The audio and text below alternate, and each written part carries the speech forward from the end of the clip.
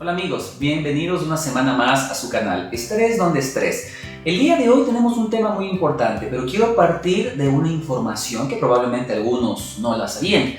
¿Saben cuántos años duerme un ser humano aproximadamente en el transcurso de toda su vida? 25 años. Justamente dentro de ese tiempo diario que pasamos en nuestra cama, entre 7, 8, 9 o 10 horas en los más pequeños, pasan muchísimas cosas, suceden muchos fenómenos que a veces no tienen explicación y el día de hoy queremos hablar de uno de ellos que es muy importante.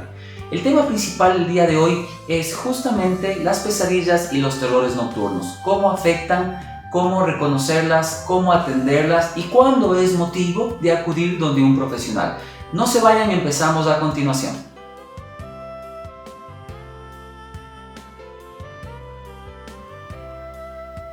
Perfecto. ¿Se sorprendieron cuántas horas duerme un ser humano en el transcurso de su vida? Aproximadamente, sí, justamente 25 horas. Y miren, durante esas 25 horas suceden muchísimos procesos y muchos de aquellos ni siquiera nos hemos detenido a pensar el por qué. En esta ocasión, como les habíamos presentado, vamos a hablar de dos temas, dos trastornos del sueño que son normales y evolutivos hasta cierto punto. Digo hasta cierto punto porque en algunas ocasiones requieren apoyo profesional. En los niños son las pesadillas y los terrores nocturnos. Cuando empezamos a hablar de las pesadillas y terrores nocturnos, no se conoce a ciencia cierta cuál es una de las principales causas de por qué están ahí, por qué se mantienen o por qué aparecen. De alguna manera, algunos autores e investigadores refieren que tiene una causa hereditaria, es decir, aproximadamente ¿sí? el 50% de los chicos que padecen pesadillas o terrores nocturnos tienen padres que han vivido algún tipo de problema del sueño, insomnio, pesadillas, sonambulismo, entre otros. Es mucho más frecuente encontrar esto en varones que en mujeres, en niños que en niñas, pero no es un elemento para considerar que solamente, digamos que afecte a los más pequeños de la casa en cuanto a los niños, en cuanto a los varones. Cuando ya analizamos este contexto, podemos referir que normalmente las edades de aparición de las pesadillas y terrores nocturnos pueden oscilar entre los 2 años hasta los 6 años. Justamente pues algunas personas empiezan desde los 4 hasta los 8, otros empiezan desde los 4 hasta los 6, es una franja de edad, ¿sí? Así que por favor papitos, el día de hoy yo quiero darles unas recomendaciones sobre cómo reconocer, cómo detectar y cuándo es motivo de atender a esta necesidad de algo que es pues muchas de las veces normal y evolutivo en el desarrollo de sus pequeños. Sin tanto margen, vamos a empezar desde este momento y quisiera empezar con el tema de las pesadillas. Las pesadillas generalmente, a diferencia de los terrores nocturnos, hay un recuerdo a la mañana siguiente, es decir, su niño se acuesta, comienza a dormir, pasa la noche completamente tranquilo y escuchamos a la madrugada o antes de amanecer un grito. Este grito probablemente es el fin de la pesadilla. Sucede en la segunda mitad del proceso de sueño. Cuando nosotros le preguntamos al niño a la mañana siguiente o posterior al despertar abrupto que siente por aquella pesadilla o por aquel grito, le preguntamos si está bien o qué sucedió y él nos dice, sí, estaba soñando en aquella situación que le haya generado cierto despertar, cierto desagrado.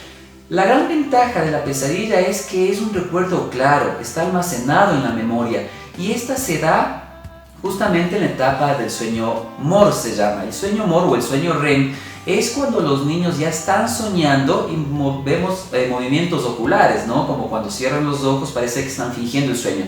Eso nos da una luz de que los niños están en este proceso onírico de ensoñación. Entonces, cuando los niños ya están en ese proceso de ensoñación, vienen los recuerdos, vienen imágenes muy vividas, que es lo que nos genera pues, el despertar abrupto. El niño al siguiente día recordará con completa claridad. Las pesadillas pueden darse por varias razones, como les decía, no hay una única causa.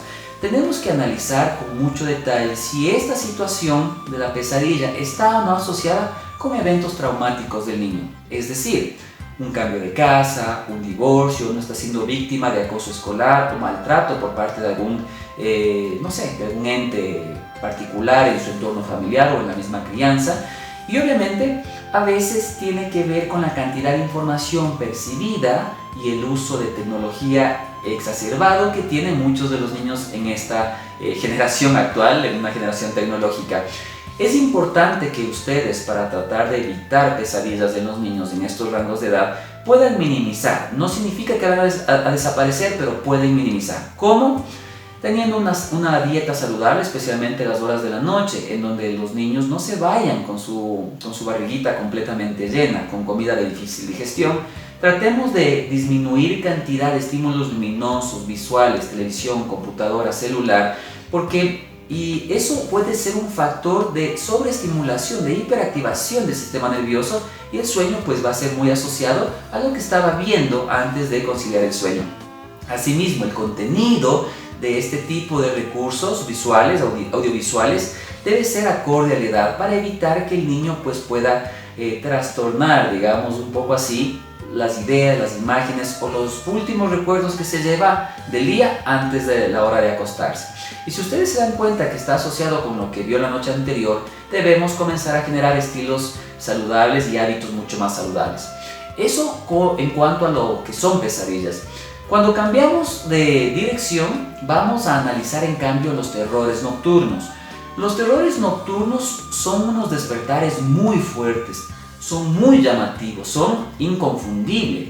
La diferencia de los terrores nocturnos con la pesadilla es que los terrores nocturnos se dan en las primeras horas que el niño se ha ido a acostar, se ha ido a la cama, que comienza el proceso de sueño. Pero a diferencia de las pesadillas, estas no se almacenan en la memoria. Por tal motivo, el niño al siguiente día, cuando le comentan de lo sucedido, él no recuerda absolutamente nada de lo que ha sucedido, ¿sí? A pesar de los esfuerzos de los padres por decirles, pero te acuerdas que te llevé al baño, pero te acuerdas que gritabas, te acuerdas que hablabas, te acuerdas que estabas levantado al pie de la cama, te acuerdas que estabas viendo por la ventana y gritando y llorando, el niño no lo va a recordar. Es importante entender que el terror nocturno es un despertar muy llamativo, es muy preocupante a veces más para los padres que para los mismos niños.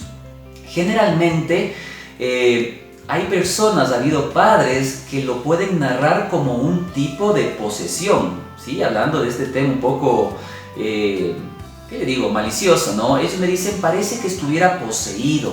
Y cuando hablan de este tipo de posesión, me dicen los padres que les escuchan a sus hijos como que hablan entre dientes, con una conversación incomprensible, lloran, gritan, están con sus ojos abiertos y viendo un punto en particular del techo de la habitación, sin reconocer incluso a sus familiares. Obviamente, las recomendaciones para el manejo de esto es tratar de que al niño no se lo despierte, dejar que pase el proceso normal, un par de minutos, hasta que el niño vuelva a eliminar ese contenido onírico de su cabeza y pueda volver a conciliar el sueño. Si la situación es muy riesgosa, hay que tratar de evitar que el niño se haga daño. Ventanas, balcones, gradas, objetos incluso cortopunzantes. De esa manera el despertar tiene que ser muy paulatino, muy lento, para que el niño no se sorprenda al despertarse del lugar en el que se encontraba dentro de la casa si horas anteriores estaba pues acostado en su cama. No sé qué hago ahora en el baño, no sé qué hago ahora en la cocina, o no sé qué hago en el servicio de ambulancias o en el servicio médico. Entonces, papitos, la gran diferencia entre un terror nocturno y una pesadilla son las siguientes. En síntesis, la pesadilla es menos impactante, es perturbadora, pero el niño narra lo que vivió y hay un recuerdo de la situación. Y prácticamente pueden volver a conciliar el sueño sin ningún efecto complementario. Los terrores nocturnos son muy llamativos, son muy alarmantes, son mucho más intensos. Se acompañan con verbalizaciones, gritos, llanto y principalmente no tiene recuerdo a la mañana siguiente el niño de lo sucedido. Es justamente porque suceden en dos etapas del sueño. Las pesadillas se dan en la segunda mitad de las horas de sueño y los terrores nocturnos al inicio que el niño se va a la cama.